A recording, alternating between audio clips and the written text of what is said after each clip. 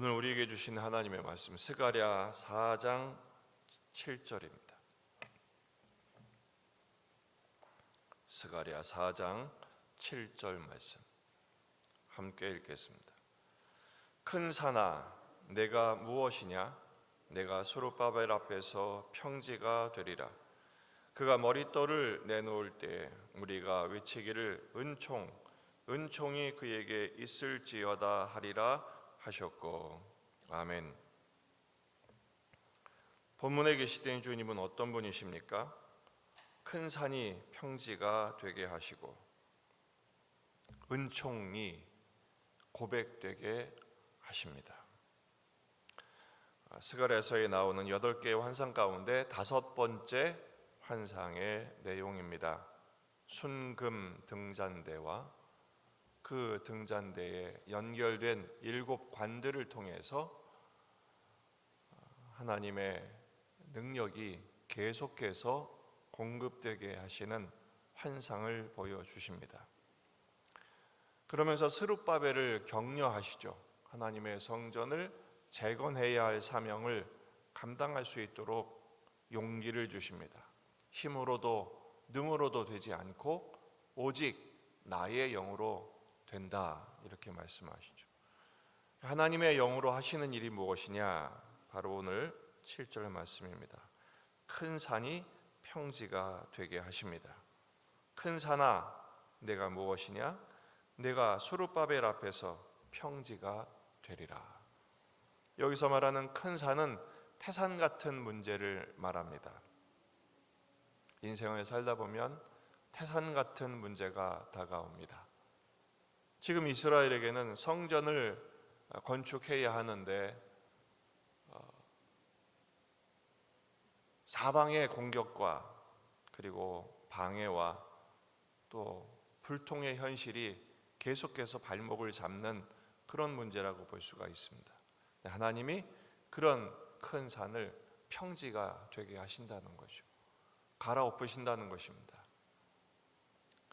문제가 더 이상 문제되지 않도록 만들어 버리시겠다는 것입니다.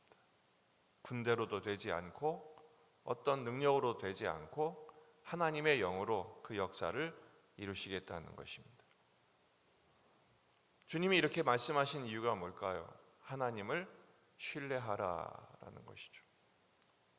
불가능한 현실을 극복하는 힘은 오직 그 하나님을 바라보는 것밖에 없다라는 것입니다. 마가복음 11장 22절 예수께서 그들에게 대답하여 이르시되 하나님을 믿으라. 내가 진실로 너희에게 이르노니 누구든지 이 산더러 들리어 바다에 던져지라 하며 그 말하는 것이 이루어질 줄 믿고 마음에 의심하지 아니하면 그대로 되리라. 믿음을 가지라고 말씀을 하십니다. 평지가 되게 하는 일이 일어나게 하시겠다는 거예요. 어떻게 이런 일이 가능합니까? 메시아로 오실 예수 그리스도께서 그 역사를 이루시겠다는 거예요. 이사야 40장 3절 외치는 자의 소리여 이르되 너희는 광야에서 여호와의 길을 예비하라. 사막에서 우리 하나님의 대로를 평탄하게 하라. 골짜기마다 도두어지며 산마다 언덕마다 낮아지며 고르지 아니한 곳이 평탄하게 되며 험한 곳이 평지가 될 것이다 라고 말씀하십니다. 이런 일이 어떻게 일어나겠습니까? 오직 하나님의 말씀의 능력으로 가능한 것이죠. 이사야 40장 5절 여호와의 영광이 나타나고 모든 육체가 그것을 함께 보리라. 이는 여호와의 입이 말씀하셨느니라. 하나님의 말씀의 능력이 영광으로 나타나고 그 영광의 능력 앞에서 모든 육체가 목격하고 증언하고 선포하게 될 것이라는 것입니다. 그런 하나님의 능력 앞에서 우리가 할 일은 그 하나님을 신뢰하고 의지하고 바라보는 것입니다. 또 오늘 말씀에 그렇게 되어 있죠. 그가 머릿돌을 내놓을 때 무리가 외치기를 은총이 그에게 있을지어다. 머릿돌을 내놓는다는 말은 건물을 다 짓고 맨 꼭대기 위에 마지막 돌을 올리는 것, 그게 바로 머릿돌입니다. 성전 건축이 완공되는 것을 말하죠. 아직 기초석을 닦아놓는 것에 불과한데, 시작도 제대로 안 했는데 벌써 하나님은 완공될 것을 말씀하십니다.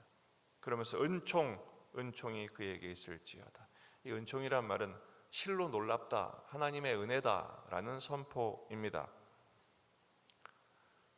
성전을 짓는데 주변에선 반대하고 내부에선 불평이 일어나고 실제 먹고 살기도 힘든 형편에서 어떻게 이런 막중한 사명을 감당하느냐, 이런 상황 속에서 주님 말씀하십니다. 힘으로도 되지 않고 능으로도 되지 않고 오직 나의 영, 하나님의 능력으로 된다는 것이죠. 세상의 시작의 반이란 말이 있죠. 그러나 하나님 편에서는 시작이 이미 완성인 것입니다. 이런 상황에서 주님이 우리에게 요구하시는 게 있습니다. 오직 믿음으로 반응하라라는 것입니다. 요한일서 5장 4절, 무릇 하나님께로부터 난 자마다 세상을 이기느니라. 세상을 이기는 승리는 이것이니 우리의 믿음이니라. 참 요즘 세상이 만만치가 않습니다. 불통의 현실이죠. 이렇게 망하는구나 싶은 일들이 한두 가지가 아닙니다. 그러나 여러분, 그게 바로 믿음을 가진 사람과 믿음이 없는 사람의 차이입니다. 믿음이 없는 사람들은 현실 앞에서 여지없이 무너집니다. 그러나 나는 아무것도 없고 방법은 하나도 없는데 믿음을 가진 사람은 그럼에도 불구하고 이깁니다. 내가 이기는 게 아니라 이미 승리하신 예수님 안에 있기 때문에 그렇습니다. 그 주님을 바라보십시다. 그 주님을 바라볼 때 오직 예수, 오직 믿음을 붙들 때 오직 은혜로 일어서게 하십니다. 바울 사도를 보십시오. 고린도전서 15장 10절, 나는 사도 중에 가장 작은 자라. 나는 하나님의 교회를 박해하였으므로 사도라 칭함 받기를 감당하지 못할 자니라. 그러나 내가 나 된 것은 하나님의 은혜로 된 것이니 내게 주신 그의 은혜가 헛되지 아니하여 내가 모든 사도보다 더 많이 수고하였으나 내가 한 것이 아니요 오직 나와 함께 하신 하나님의 은혜로라. 어떤 은혜입니까? 태산 같은 문제가 평지가 되게 하신 은혜. 시작도 안 했는데 이미 다 끝났다고 찬송하고 감사를 받아내게 하신 하나님의 능력의 은혜. 우리는 그저 그 주님 바라보고 오늘도 엎드려 기도하고 일어나 삶의 현장에서 순종할 뿐입니다. 하나님이 이루시고 역사하시고 찬양을 받아내실 것입니다. 감사하게 하실 것입니다. 그 은혜로 오늘 하루도 잘 감당하며 살아내는 저와 여러분의 삶이 되기를 주의 이름으로 축원합니다. 기도하시겠습니다. 말씀을 붙들고 기도하십니다. 오직 믿음, 오직 은혜, 이것밖에 없어요. 주님 바라보십시다. 우리 자신과 가정과 교회와 지역의 복음화, 민족의 복음화, 세계 복음화를 위해서 환우들, 그리고 군에 있는 아들들, 새학기를 맞는 우리 자녀들을 위해 계속되는 신방 일정을 위해서 이 나라와 민족을 위해서 여러분 가족을 가지고 간절히 기도하시겠습니다.